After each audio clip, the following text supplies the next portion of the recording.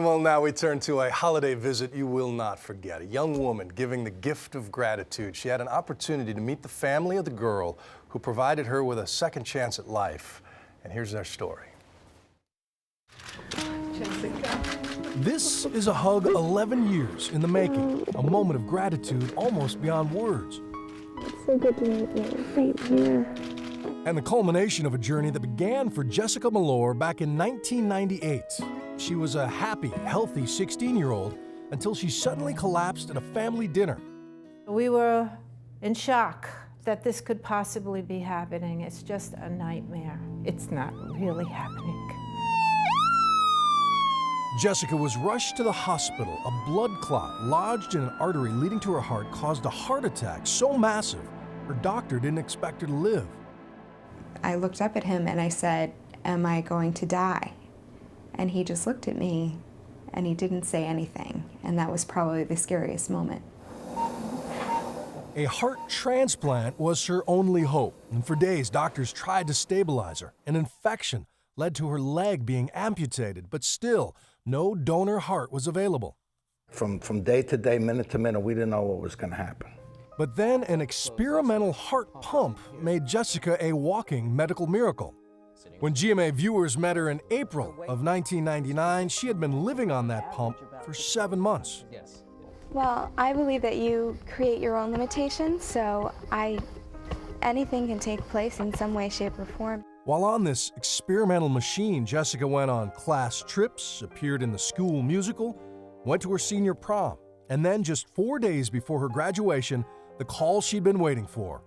A heart was available. We were excited about it and also nervous. Jessica was getting a second chance at life, but an 18-year-old named Shannon Eckert was losing hers. The young woman who loved horses and riding had been fatally injured in a car accident, and as it turned out, was also an organ donor. The operation was a success, and Jessica wrote Shannon's mom expressing her gratitude. The two corresponded for years but never met. Jessica went on to graduate from Princeton 2003, and for the past 6 years, she's been working on a cause near and dear to her, encouraging folks to sign up as donors when they get their license. I feel so fortunate to be working in this field because it doesn't feel like a job. Jessica says the spirit and memory of Shannon is always with her. And because of Shannon's love of horses, on a trip to Costa Rica last year, Jessica rode a horse for the first time in Shannon's honor, prosthetic leg and all. And it was one of the most defining experiences of my life. Just like that sense of freedom. Each year in the Rose Parade, Donate Life has a float honoring organ donors. And this year, Shannon will be among the people being honored, with Jessica riding along. I try to live my life in honor of Shannon and try to keep her memory and her legacy alive. But throughout all the years, Jessica had never met Shannon's family until just before Christmas.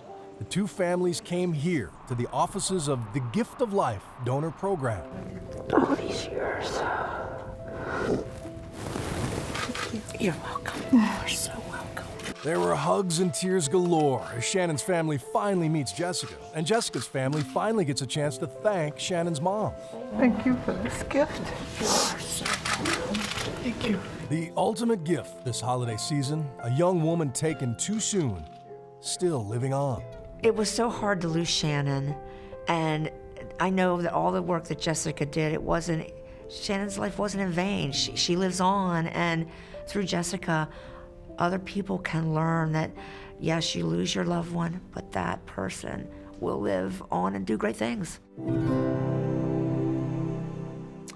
Jessica has been writing about her experience. She says the greatest compliment she can ever receive when someone registers to be an organ donor or tissue donor after hearing her story.